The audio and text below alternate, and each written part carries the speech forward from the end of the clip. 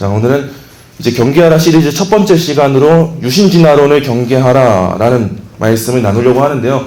아마 처음 들어보신 분들도 계실 거고 익숙하지 않으실 겁니다. 유신진화론. 우리가 진화론은 흔히 교회에서 많이들 들어보셨을 거예요. 진화론은 당연히 우리가 배격해야 되고 우리한테 익숙하지 않은 반성경적인 가르침이다. 아이들이 그런 걸 배우고 있다. 뭐 이 정도는 익숙하실 텐데 유신진화론, 하나님을 인정하고 있지만 진화 또한 인정하는 이러한 사상에 대해서는 여러분이 흔히 들어보지 못하셨을 거예요. 그러나 우리한테 익숙하지 않은 개념이지만 최근 학계에서는 매우 뜨거운 감자와 같은 부분이 이 유신진화론이에요. 특히 우리 보수주의 신앙을 가지고 있는 그러한 보수적인 신앙을 가지고 있는 기성 기독교인들도 대부분 이제는 이 논의에 있어서 이전에는 무조건 배격했거든요.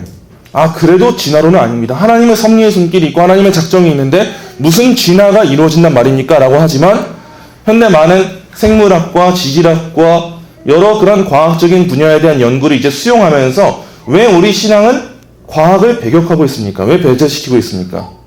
하나님이 과학을 만드셨는데 왜 신앙은 이성을 배제시키면서 나아가고 있습니까? 그건 신앙이 아니에요. 라고 하면서 많은 젊은이들에게 인기를 끌고 있습니다. 그래서 이런 과학을 끌어와서 현대에는 이런 진화론도 그냥 진화론이 아니라 하나님을 인정하지만 하나님이 이 세상을 진화할 수 있도록 창조하셨다라고 하는 이 유신진화론이라는 것이 매우 많은 인기를 끌고 있어요. 그래서 요즘에도 유튜브를 보시면은 젊은이들한테 인기를 끌고 있는 젊은 크리스천한테 인기를 끄는 많은 신앙의 채널들이 있어요. 그때 세련된 교수님들이 나오셔가지고 여러 강연도 하시고 설교도 하시고 말씀을 전하시는데 그중 요즘에 가장 중심되는 주제가 뭘까 했을 때 저는 과학이라고 생각하고 그 과학 안에서도 뭐가 있을까 했을 때 유신진화론이 핵심을 이루고 있다라고 생각합니다. 그래서 우리가 이걸 바르게 알지 못하면은 우리도 자연스럽게 그래 나는 왜 과학적이지 않은 신앙을 받아들였을까 이렇게 이해할 수가 있어요. 그래서 오늘은 우리가 주의해야 될 이 유신진화론 이것이 무엇인지를 분명 어려운 내용입니다. 쉽지 않은 내용이 맞고 매우 어려우실 거예요. 그렇지만 저는 제 역할은 가장 쉽게 전달하는 거잖아요. 가장 쉽게 전달하기 위해 힘쓰려고 하는데 그 일에 여러분들이 오늘은 더 집중해 주시고 더 깨어 있어 주시고 가능하시다면 필기하셔도 됩니다. 필기하시는 게 이해가 더 쉬우실 거예요. 그러면서 함께 따라와 주시면 좋을 것 같습니다. 최근에 우리나라에서도 좋은 책이 나왔어요. 부흥과 개혁사라는 출판사인데 유신진화론 비판 상하 시리즈가 나왔어요. 두껍습니다. 매우. 제가 지금 말씀드리는 이유는 여러분들한테 읽으라는 말은 아니에요. 왜냐하면 정말 읽기가 쉽지가 않습니다. 수많은 과학 논문들과 철학 논문들, 신학 논문들이 섞여 있어서 읽는 건 쉽지가 않아요. 하지만 오늘 제가 여러분들에게 전달하는 이 내용이 그 책에 나오는 내용에 대한 요약 정리가 포함되어 있고 가장 간략하게 개론적으로 서론적으로 전달하려고 합니다. 그렇기 때문에 우리가 유신진화론 앞으로 많이 들어보진 않을 수도 있겠지만 이를 통해 우리가 배우고 깨달아야 될 것이 무엇인지 이게 우리한테 왜 중요한지를 꼭 하나씩은 여러분이 건져가셨으면 좋겠습니다. 그럼 오늘 이제 한번 오늘의 내용 시작해 보도록 하겠습니다. 오늘날의 대부분의 성도들에게 있어서 정말 필요한 질문은 저는 이게 아닐까 싶습니다. 이전에는 하나님이 존재하십니까가 필요한 질문이었어요. 근데 이제는 하나님이 존재하십니까? 이 내용보다 더 중요한 내용이 있어요. 그건 뭐냐면 하나님이 존재하신다면 신이 존재한다면 그 신은 어떻게 활동하는 신입니까? 이게 더 중요한 문제입니다. 이 짤막한 질문 안에는요. 우리가 믿는 신앙이 어떤 신앙인지 그러므로 우리는 어떻게 살아가야 하는지에 대한 질문이 다 담겨져 있어요. 우리가 하나님이 존재한다고 믿는다 해도요. 우리가 믿는 하나님이 이 세상을 다스리지 않으시는 하나님이면 우리는 이 세상 가운데 성도로서의 삶을 살아갈 필요가 없습니다. 그래서 우리는 하나님이 어떻게 활동하시는가에 대한 명확한 이해를 가지고 있어야 성도로서의 삶을 바르게 살아갈 수가 있는 거예요. 근데 이와 같은 질문은요. 신앙을 지니고 있는 이들에게 특히나 이 과학의 영역에서 많이 다루어지고 합니다. 과학과 종교는 매우 다분한 인과적 연결 관계가 있는데요. 대표적으로는요. 종교개혁이라는 사건과 과학혁명이라는 이 시대 속에서의 사건이 시기가 겹친다는 점이 그렇습니다. 많은 사람들은 이 두 사건을 우연히 역사적으로 시기가 겹친 사건으로 이해합니다. 종교개혁도 일어나고 과학혁명도 일어나고 시기가 그냥 겹쳐서 일어난 일 아닙니까? 같은 유럽 안에서 다양한 발전이 시기적으로 일어날 수 있는 일들이 있지 않았습니까? 이렇게 이해하지만 오늘날의 많은 사람들은 그렇게 이해하지 않습니다. 우리는 종교개혁이 있었기 때문에 과학혁명도 일어날 수 있었다라는 시대적인 이해가 필요해요. 왜냐하면 종교개혁이 있기 전에는요, 사람들이 객관적인 사실에 대해서 스스로 판단할 수 있는 능력이 없었습니다.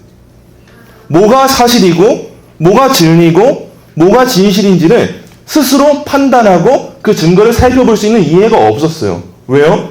그 전에 신앙이 어땠는지를 우리가 살펴보면 이해가 쉽게 됩니다.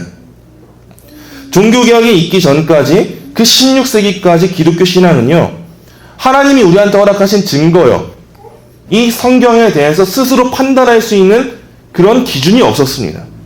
스스로 판단할 수 있는 능력을 가진 사람이 없었어요. 그리고 심지어는 이 성경의 글을 읽을 수 있는 사람도 없었습니다. 아니, 더 나아가서 그 시기에는 성경을 스스로 소유할 수 있는 사람도 없었어요. 그러나 이 시대 가운데 1517년에 마틴 루터를 통해서 종교개혁이라는 사건이 유럽에서 땅 하고 나타나죠. 이 종교개혁이라는 사건이 나타나고 여러분, 진리는 여러분이 스스로 믿고 판단할 수 있어야 됩니다. 여러분이 오직 성경의 신앙을 살아간다면 성경을 이제 여러분이 소유하고 읽을 줄 알아야 돼요. 라고 하면서 많은 종교개혁가들이 성경을 번역하고 보급하기 시작했어요. 이전에는 사제들만 가지고 있을 수 있는 게 성경이었는데 그 사제들에 의존해서 그들이 가르치는 것만 배워야 되는 게 신앙이었는데 종교개혁이 나오면서 이제 성경은 내가 읽고 내가 믿을 수 있는 거구나라는 이해가 생긴 거예요. 그러면서 성경이 보급되죠. 그러면서 종교개혁가들이 가장 많이 하는 일이 뭐냐면 문맹 퇴치 운동이에요. 이전에는 글을 읽을 수 있는 사람들이 없었는데 이젠 글을 가르쳐주면서 성경을 스스로 읽고 진리를 스스로 판단하라는 식이 가능해진 거예요. 그래서 시대적으로 어떤 계몽이 일어났냐? 이제는 너 스스로 진리를 판단해라. 너 스스로 증거를 깨달아라. 인식해라라는 이 시대가 가능해진 거예요. 그래서 그런 시대 가운데 어떤 일이 일어나냐면 사람들이 성경을 보고 판단하기 시작해요. 성경을 알아가요. 특별 계시를 알아가니까 하나님이 세상을 창조하셨구나. 하나님이 이 세상 가운데 천지 만물을 직접적으로 창조하사 천지 만물을 통해 하나님이 어떤 분이신지를 알게 하시는구나. 이게 일반 계시구나 라고 하는 것을 사람들이 깨달으면서 자연에 대해 관심을 가지고 과학에 대해 관심을 가지면서 그 유럽에 있어서의 대단한 과학 혁명이 이루어진 겁니다. 우린 이 순서를 잘 이해할 수가 있어야 돼요. 우선이 되는 전제가 뭐였냐면 성경에 대한 믿음이 우선이었어요. 성경을 읽고 하나님의 말씀을 판단할 수 있는 기준이 사람들한테 우뚝 선 거예요. 그러게 되니까 자연을 보면서 건강한 해석을 할 수 있게 되고 바른 이해를 가지게 된 거예요. 근데 오늘날의 시대는 어떤 문제가 일어났습니까?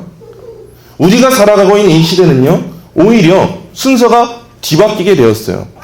종교개혁의 시대와 과학혁명의 이 시대는 성경으로 과학을 판단하고 성경으로 시대를 판단했는데, 그래서 성경이 가장 큰 권위를 가지고 있었는데 이제 오늘날 우리가 살아가는 이 시대는 반대가 되어서 과학이 가장 큰 권위를 가지게 되었고 우리 인간의 이성이 가장 큰 권위를 가지게 되었고 인간의 학문이 가장 큰 권위를 가지게 되어서 이제는 학문적이지 않은 신앙, 그것은 신앙이 아닙니다. 이렇게 이해하는 시대가 됐어요. 아니, 언제까지 기독교는 창조를 믿고 있습니까? 아니, 언제까지 기독교는 하나님이 진화를 이루어지지 못하는 분이라고 믿고 있습니까? 세상에 많은 생물학자와 지질학자들이 말하고 있지 않습니까? 지구의 연대는 이렇다고 말하지 않습니까? 그런데 그게 아직도 신앙이라고요? 이런 시대가 우리가 살아가고 있는 오늘날의 시대가 된 거예요. 이전에는 우리가 생각할 때 이 단순하게 진화론이라는 이 과학 이론만 경계하고 주의하면 성경적인 창조신앙을 지킬 수 있을 거다라고 생각하는 사람들이 참 많았어요. 교회 안에서. 그래서 우리 아이들한테 인간은 그렇게 진화되는 존재가 아니야. 그렇게 단순하게 빅뱅적으로 빅뱅 이론이 일어나서 그렇게 빵 하고 일어나서 세상이 우연히 만들어지고 사람이 그렇게 유인원 같은 존재에서 오스트랄로피테쿠스에서 점점 그렇게 진화된 존재야. 이 내용에 대한 거부감만 주고 그게 아니다라고만 가르치면 전부였어요. 그게 진화론에 대한 우리의 입장이었어요. 그런데 오늘날의 학문과 오늘날의 신앙의 영역은 그 정도 수준이 아닙니다. 이젠 진화론도 발전했고 진화론과 기독교가 하나가 돼서 융화가 된 끔찍한 혼종이 우리한테 이제 다가오고 있다는 걸 우리가 깨달을 필요가 있어요. 그래서 이제는 세상에 있는 과학자들도 단순하게 일반 진화론을 가르치기보다 진화론만 가르친다는 건 모순이 있잖아요. 아니 그럼 그 빅뱅 이전에는 무엇이 있었는데? 어떻게 그 진화가 가능해졌는데? 이에 대한 대답을 못 내놓으니까 이제는 세상의 과학자들도 그래도 신은 있었을 거야. 그러나 신은 있다 할지라도 그 신은 이 세상에 개입하지 않기 때문에 이 세상은 진화로 이루어지는 거야. 이 가르침을 우리 아이들에게 그리고 우리들에게 전해주고 있는 현실입니다. 그래서 우리는 오늘 비교적 짧은 시간이지만 유신진화론이라는 이 하나의 사상, 저는 이걸 신앙이라고 말하고 싶어요. 이 신앙을 오늘은 세 가지 영역으로 나눌 겁니다. 과학의 영역, 철학의 영역, 신학의 영역에서 개론적으로 살펴보면서 우리가 왜 이것을 경계하고 주의해야 하는지, 이걸 주의하지 않을 때 우리한테 어떤 위험이 다가오는지를 한번 살펴보려고 합니다. 우리가 유신진화론을 경계하고 이해하기 위해서 먼저는 용어에 대한 이해가 필요해요. 우리가 가장 먼저는 진화에 대한 의미가 어떤 의미를 지니는지에 따라서 이 유신진화론이라는 용어가 달라진다는 걸 이해해야 합니다. 예일대학교 생물학자 톰슨이라는 교수가 있는데 이 사람은 현대생물학에서 진화라는 용어가 어떤 용도로 쓰임받는지를 이렇게 세 가지로 정리했어요. 첫째는 진화가 시간에 따른 변화를 사용할 때 의미가 되곤 해요. 그 둘째로는 모든 생물에 공통 조상이 있다라는 것을 말할 때 진화라는 말이 사용되기도 합니다. 그리고 셋째로는 이 생물에서의 변화를 일으키는 자연의 메커니즘, 이런 단계들, 과정들, 이걸 의미할 때 진화라는 용어가 사용된다고 해요. 이 진화의 세 가지 용도가 있잖아요. 이걸 기준으로 이제 유신진화론이 무엇을 말하고 있는지를 볼 겁니다. 먼저 첫째입니다. 첫 번째 진화의 개념은 시간에 따른 변화예요. 사실상 많은 과학자들이 세상의 역사를 이해할 때는요, 진화라는 것을 시간에 따른 변화로 이해하는 경우가 많습니다. 시간이 흐르니까 이렇게 됐다, 저렇게 됐다, 이런 이해예요. 그래서 천문학자들은 시간이 흐르니까 별이 이렇게 움직였다, 이렇게 별의 생애가 주기가 어떻게 되었다, 이런 걸 말하고, 지질학자들도 시간이 흐르니까 지구의 표면이, 그런 층층이, 그런 지질이 이렇게 변화가 되었다, 이런 연구를 하는 것이 일반적인 진화의 개념입니다. 그래서 예를 들면요, 오늘날 존재하는 생물의 형태와 과거에 존재하는 생물의 형태가 다르다는 것을 진화생물학에서 다루곤 합니다. 최근 암석층에서 화석화된 동식물과 더 오랜 암석에서 발견되는 그 동식물은 실제로 그 형태가 다르기 때문이에요. 그래서 우리가 이런 걸 어떤 진화라고 하냐면 흔히 소진화라고 합니다. 시간이 흐르면서 자연스럽게 변화되고 익숙해지고 적응하는 거죠. 그래서 새들도 보면요, 새들이 위치한 각 지역에 따라서 원래는 같은 종이지만 그 지역의 익숙한 모습으로 조금씩 변하기 시작해요. 이게 시간에 따른 변화예요. 코끼리도 그렇고요. 동물들이 그렇다는 거예요. 그 지형에 익숙하게 시간이 흐르다 보니까 그렇게 진화해 나간다는 거죠. 이러한 진화에 대해서 우리가 뭐라고 할 필요가 없어요.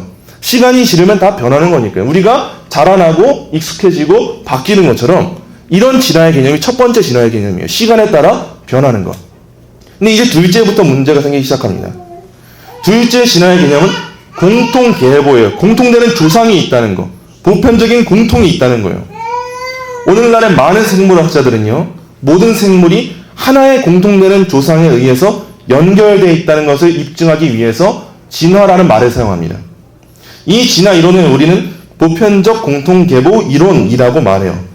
이 이론의 핵심이 뭐냐면요, 알려진 모든 생물이 먼 과거의 어느 곳에 살았던 한 공통 조상에서부터 유래했다라는 거예요. 우리가 흔히 잘 배웠던 진화의 개념이 아마 이 개념일 거예요. 공통되는 그 조상이 있었고 그 조상으로부터 점점 파생된 인류가 나오고 뭐가 나오고 퍼져나갔다라는 거예요.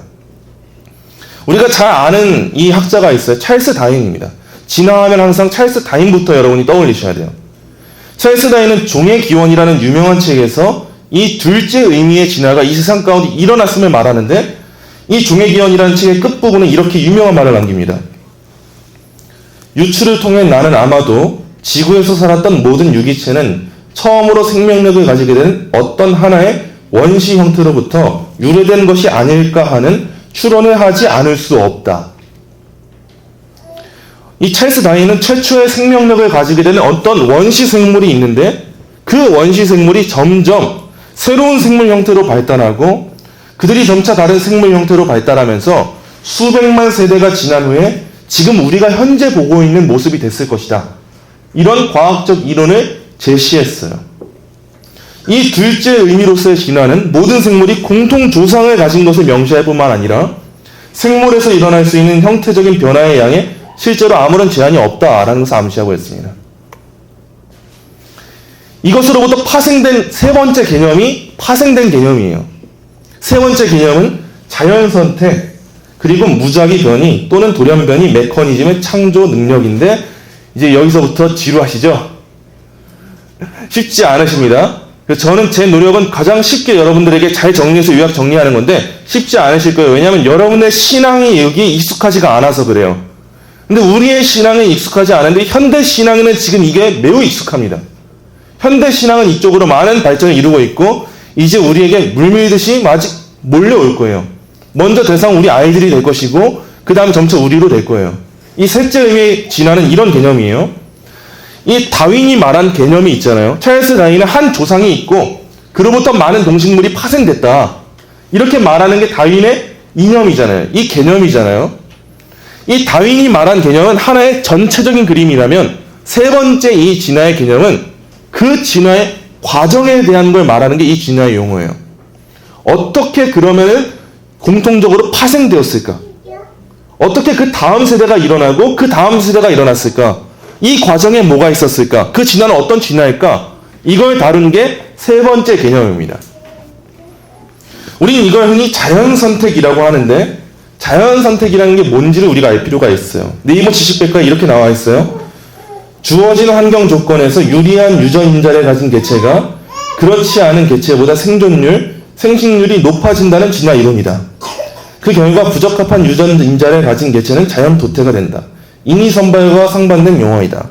자연 선택에 의해서 기존 개체와는 외형적, 생리적, 생화학적, 구조적인 차이를 가지게 된다. 쉽게 이 자연 선택이 뭐냐? 자연이 스스로 이 생물이 살아남을 수 있는 그걸 고른다는 건데 예를 들면 이런 거예요. 추운 지역에 있는 많은 호랑이가 있어요. 이 호랑이들이 살아남기 위해서는 털이 많아야 될까요? 적어야 될까요? 많아야죠. 그럼 자연스럽게 털이 적은 호랑이들은 죽을까요? 죽지 않을까요? 죽죠. 그럼 누가 살아남아요? 털이 많은 호랑이가 살아남는 거예요. 그럼 털이 많은 호랑이와 털이 많은 호랑이가 짝짓기를 해서 그 다음 새끼를 낳고 점점 번식하겠죠. 그러면은 자연스럽게 그 지역에 있는 호랑이들은 털이 많을까요? 적을까요? 많겠죠. 그렇게 살아남죠. 이 일을 지금 누가 한다는 거냐면 자연이 하고 있다는 거예요. 이게 이 자연이 이 세상 가운데 이루고 있는 진화다. 우리가 믿고 있는 신앙은 뭡니까? 이 세상 가운데 모든 족속이 유지되고 동식물이 유지되는 건 하나님의 놀라운 섭리의 손길이다. 이건데 이들이 말하고 있는 진화의 개념은 아니야. 그런 게 아니라 비록 목적은 없고 방향은 없어도 세상은 스스로가 선택할 수 있고 스스로가 진화할 수 있는 그 방향을 제시해주고 있어. 그게 바로 지금 우리가 보고 있는 진화야. 이렇게 말하고 있는 거예요.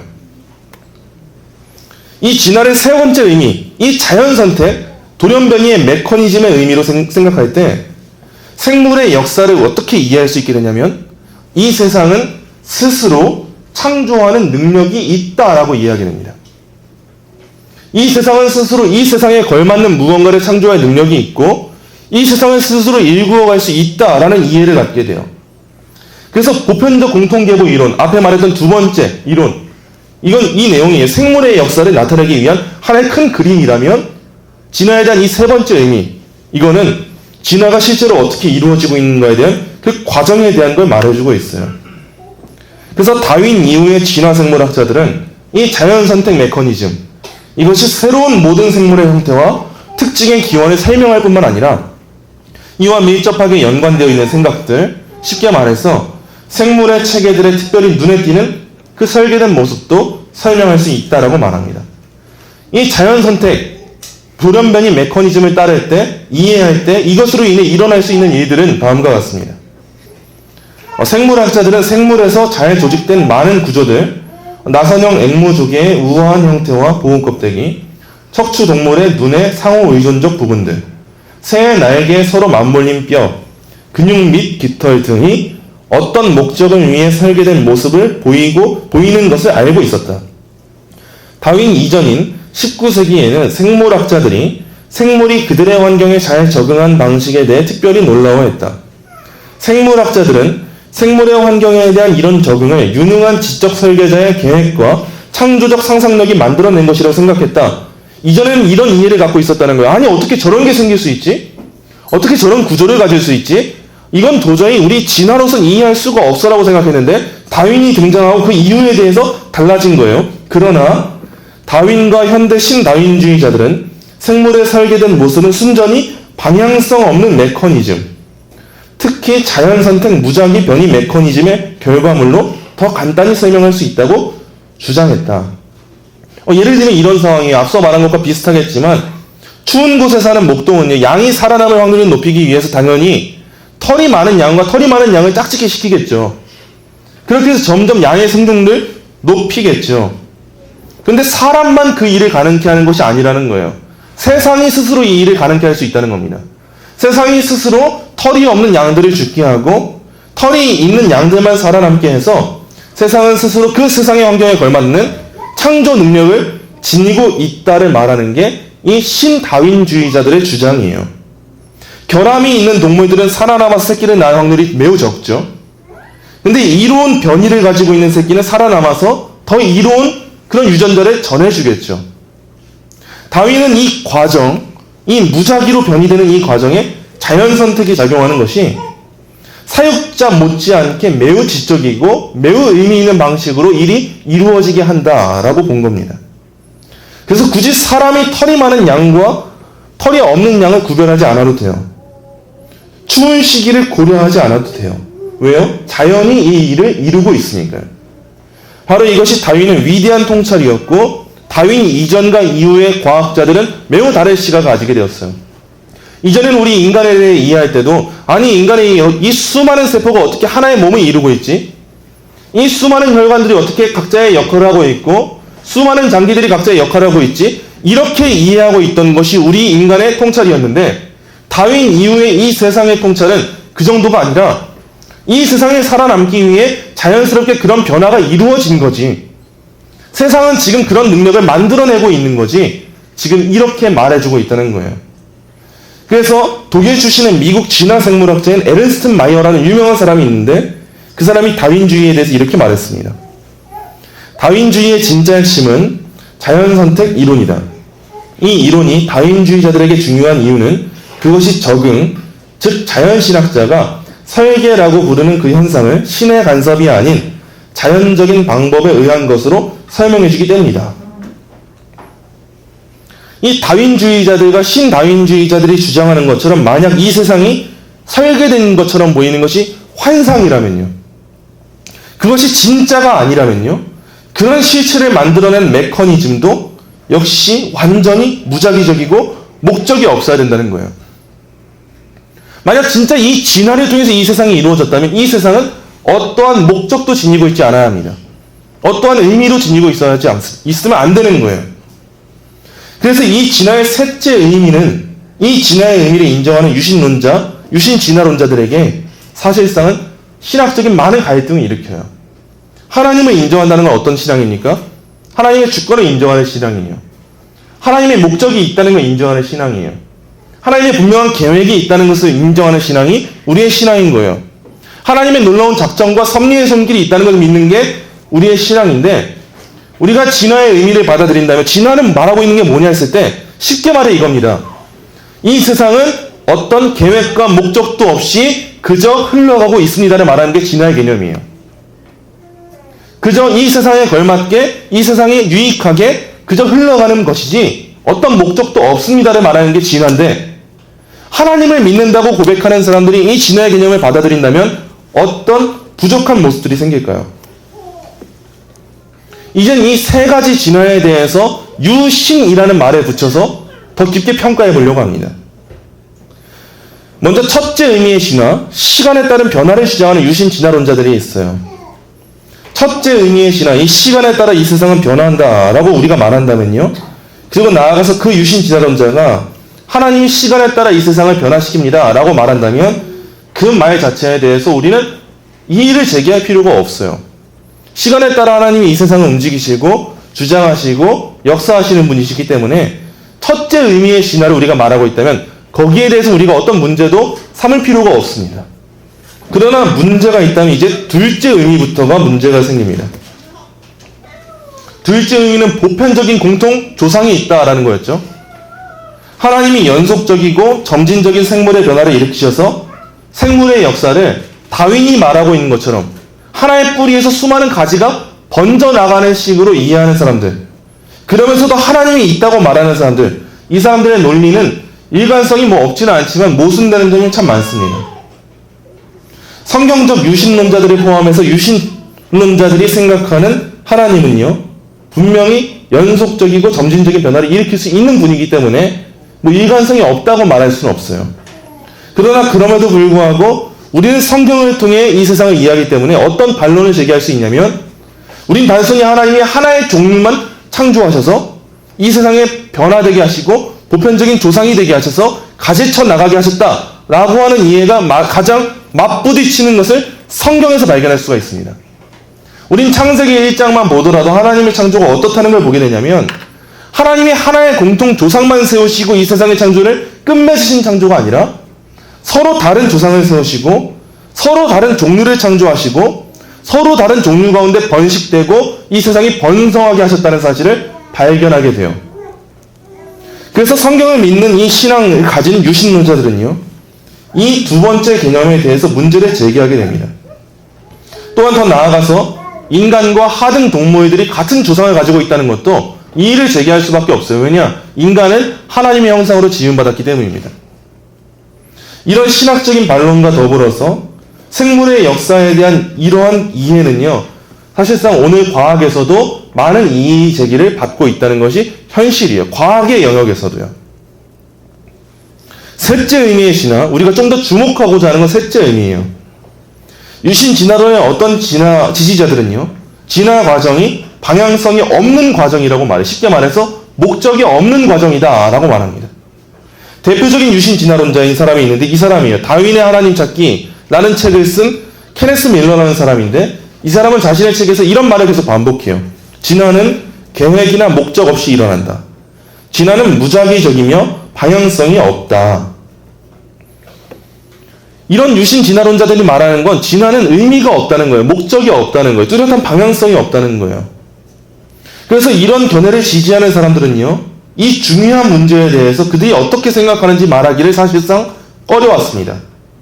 사실상 세계적에서 가장 유명한 유신 진화론자는 프랜시스 콜린스라는 사람이 있는데, 그 사람도 하나님이 이 세상을 진화되게 하셨을 때 이 진화의 방향이 있는가, 목적이 있는가에 대한 문제에 대해서 말할 수 없다라고 말합니다.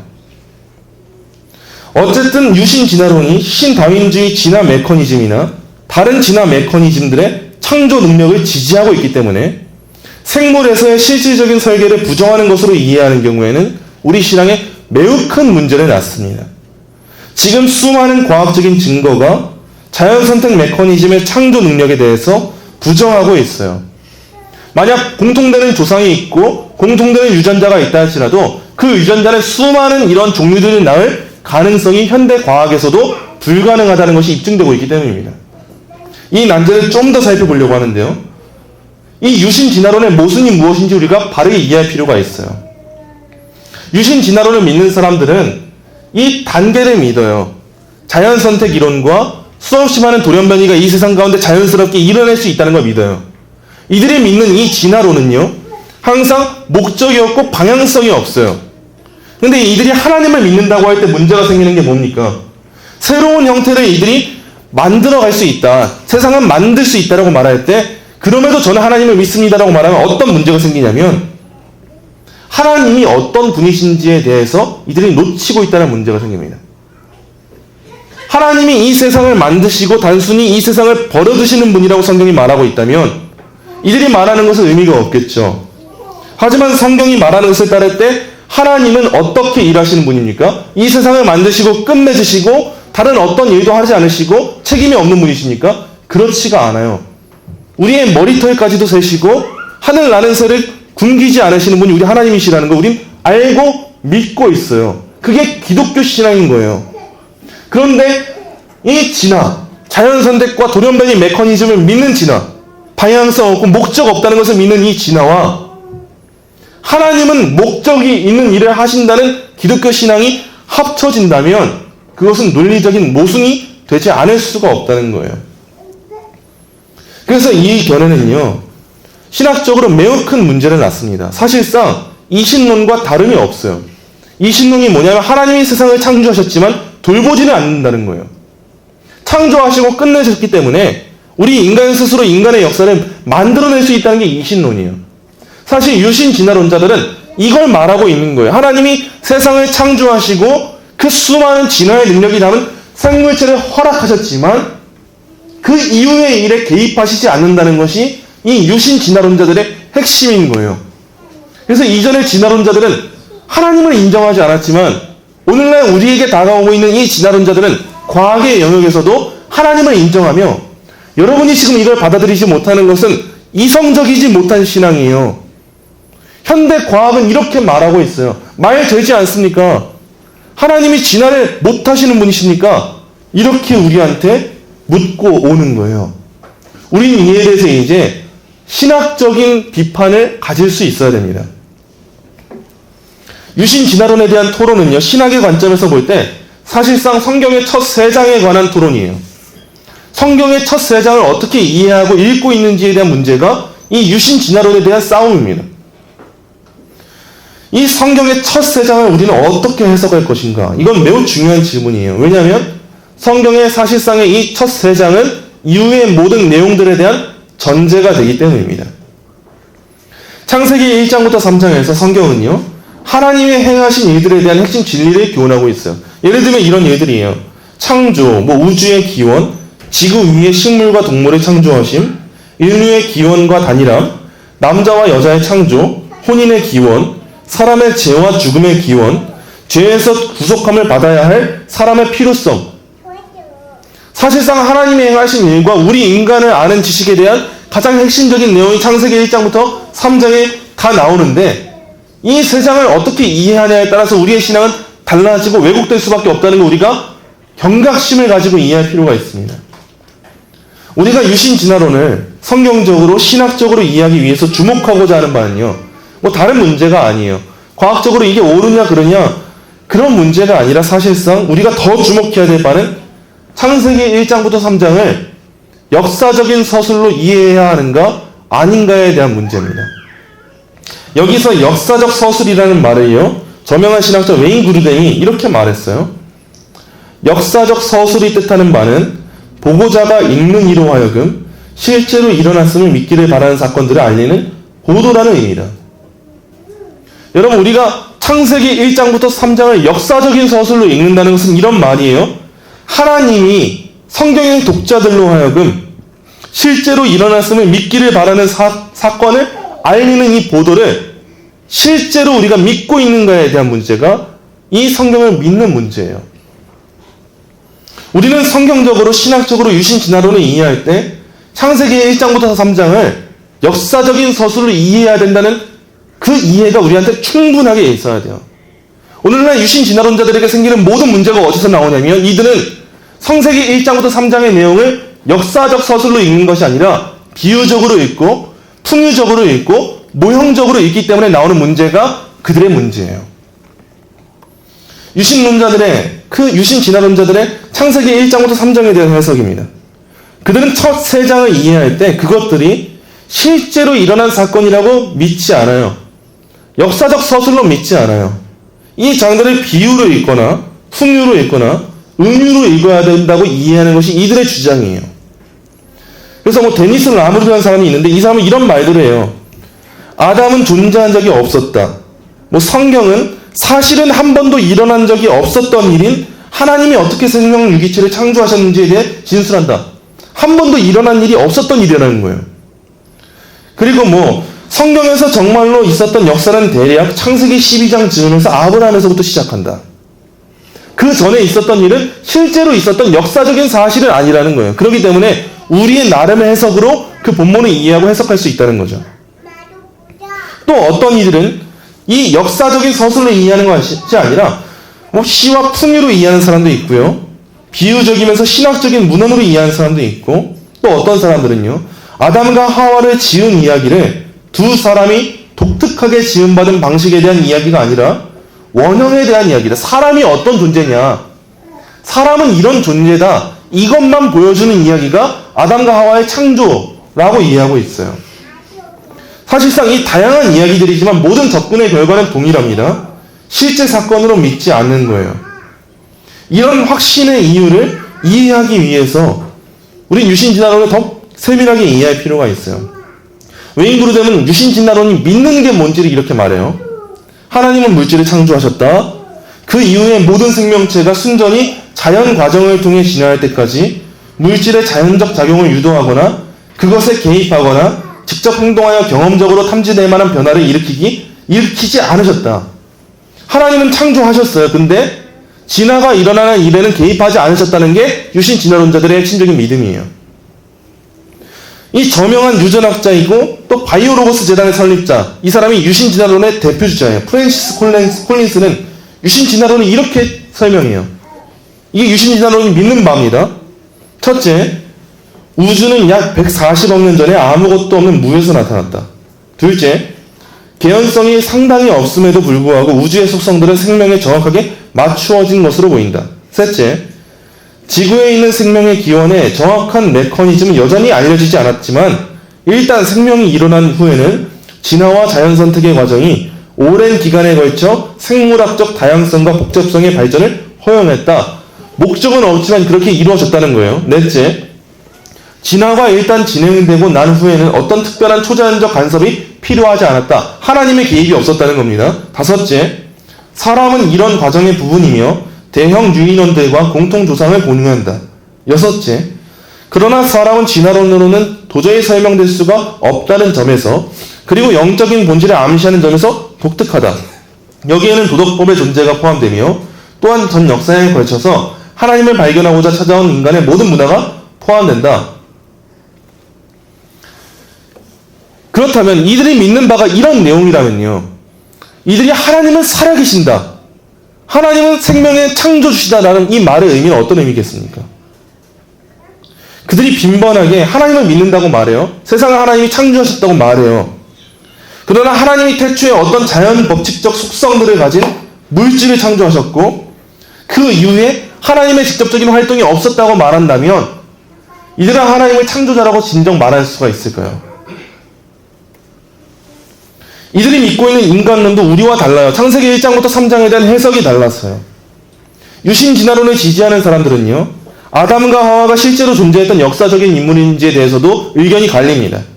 어떤 사람들은 실제로 아담과 하와는 존재하지 않았다고 믿어요. 근데 어떤 사람들은 아담과 하와가 실제로 존재했다고 믿어요. 근데 우리가 믿는 아담과 하와와 다른 내용이에요. 이 사람들은 역사적인 아담과 하와조차도 성경의 아담과 하와가 아닙니다. 왜냐하면 이 사람들은 아담과 하와를 첫 인류로 믿지 않기 때문이에요. 왜요?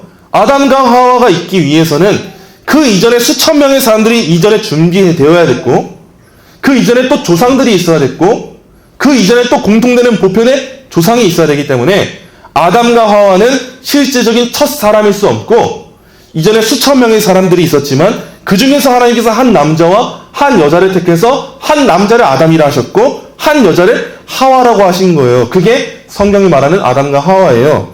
이렇게 믿어요. 그러나 이 견해에 근거할 때 이 수천 명이라는 인류의 초기 집단은 어디서 온 걸까요? 우리는 이들이 진화의 과정 안에서 단지 한 명인 첫 번째 사람에게서 유래했다고 생각해서는 안 됩니다. 이들은 진화의 과정에서 수없이 많은 인류 가운데 아담과 하와가 조금씩 발전하고 발생했다라고 말해요. 이러한 유신진화론과 상반되는 우리의 신앙의 내용들이 있죠. 유신진화론의 내용을 정리하자면 12가지로 이렇게 정리할 수가 있어요. 첫째, 아담과 하와는 최초의 사람이 아니었다. 그리고 아마도 존재한 적조차도 없었을 것이다. 둘째, 아담과 하와는 사람 부모에게서 태어났다. 첫 인류가 아니에요. 그렇게 존재할 수 없어요, 세상은. 셋째, 하나님은 땅에서 흙으로 아담을 직접적으로 또는 특별하게 창조하지 않으셨다. 넷째, 하나님은 아담의 옆구리에서 취한 갈빗대로 하와를 직접 창조하지 않으셨다. 다섯째, 아담과 하와는 죄가 없는 사람인 적이 없었다. 죄는 이미 세상에 존재해왔고 아담과 하와의 죄에 대한 이야기는 풍유이고 은유이고 비유라는 거예요. 여섯째, 아담과 하와는 사람의 첫 번째 죄를 범하지 않았다. 사람은 아담과 하와보다 훨씬 이전에 도덕적으로 악한 일을 행하고 있었다. 일곱째, 사람의 죽음은 아담의 죄의 결과로 시작되지 않았다. 사람은 아담과 하와가 있기 전에 훨씬 전에 존재했고 항상 죽음에 종속되어 있었다. 여덟째, 모든 사람이 아담과 하와에게서 유래한 것이 아니다. 하나님이 아담과 하와를 사람들 가운데서 선택하실 때 그들에게는 수천 명에 이르는 다른 사람들이 있었다. 지구에는 수천 명에 이르는 다른 사람들이 있었다. 아홉째, 하나님은 여러 다른 종류의 물고기, 새, 그리고 육상 동물들을 창조하시려고 자연세계 안에서 직접적으로 활동하지 않으셨다. 열째, 하나님은 동식물 그리고 사람이 지구에 등장한 이후에 창조사역에서 안식하지 않으셨고 또는 어떤 특별한 창조활동을 멈추지 않으셨다. 11번째, 하나님은 세상이 가시와 엉겅퀴 그리고 이와 비슷한 해로운 것들이 없는 안전한 환경이었다는 의미에서 본래 아주 좋은 자연세계를 창조하신 적이 없다. 애초에 이랬다는 거예요. 12번째, 아담과 하와가 범죄한 이후에 하나님은 자연세계의 활동에 변화를 주고 자연세계가 인류에게 적대적이 되게 하는 저주를 그 세계에 내리지 않으셨다. 우리가 믿고 있는 신앙과 매우 다른 부분들이 많을 거예요.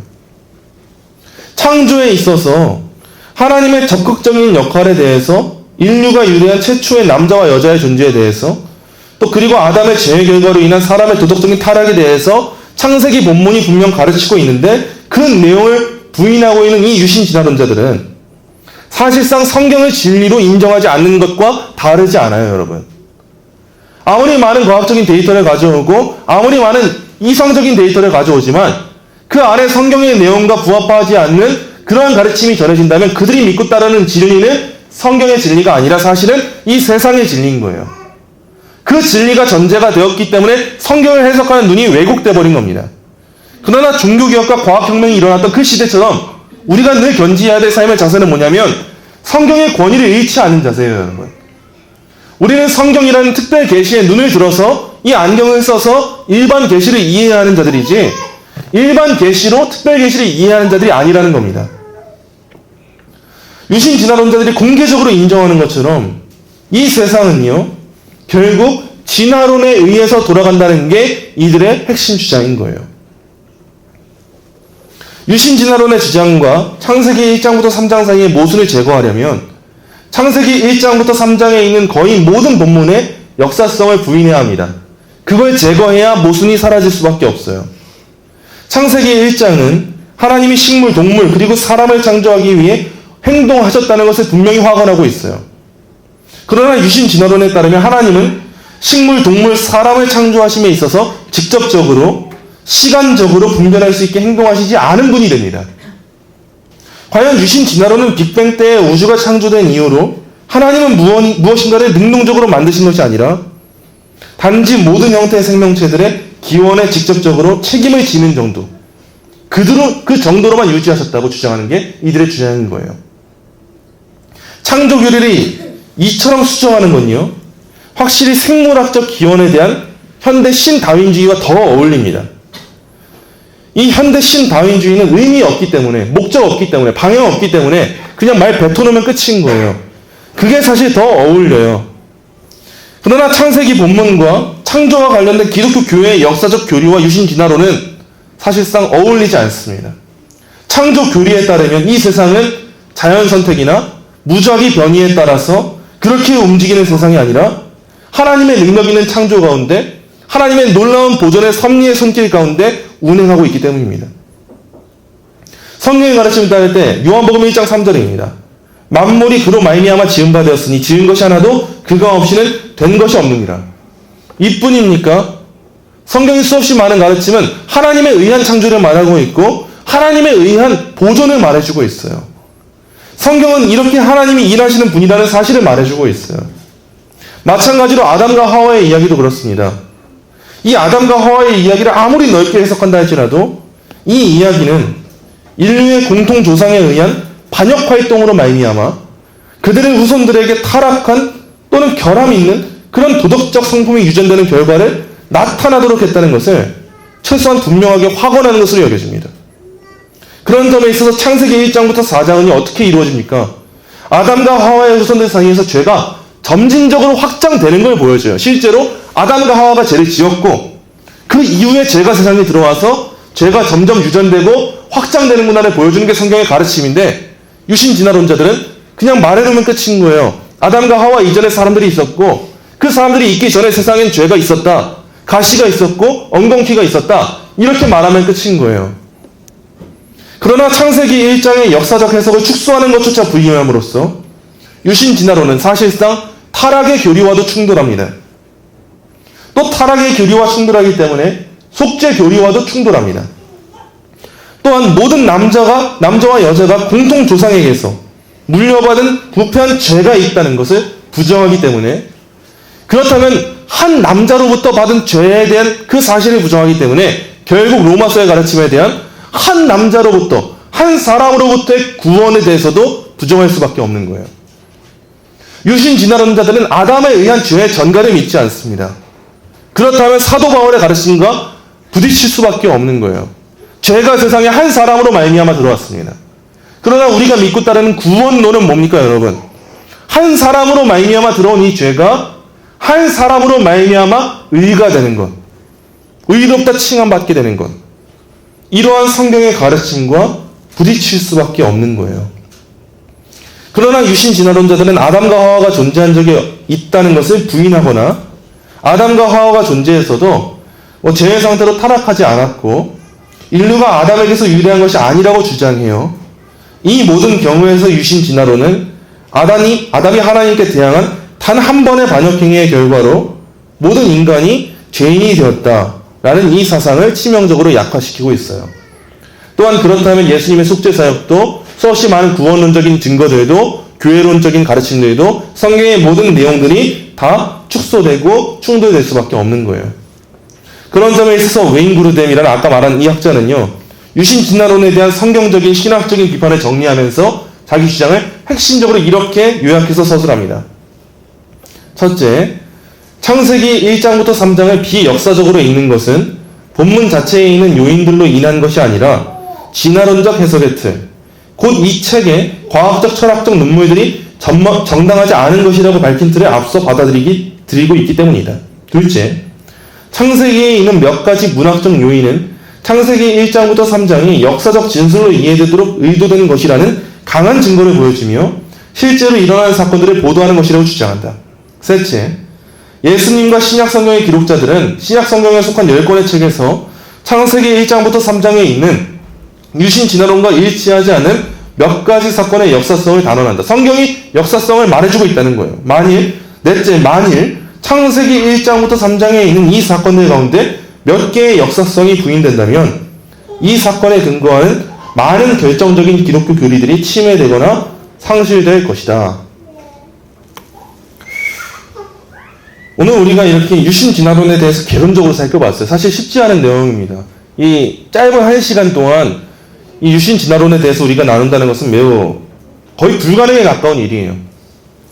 우리가 오늘은 유신진화론에 대해서 개론적으로 살펴보았을 뿐이지만 우리가 경계하고 주의해야 될 것은 사실상 제가 여러분들이 꼭 말씀드리고 싶은 것은 유신진화론뿐만이 아닙니다.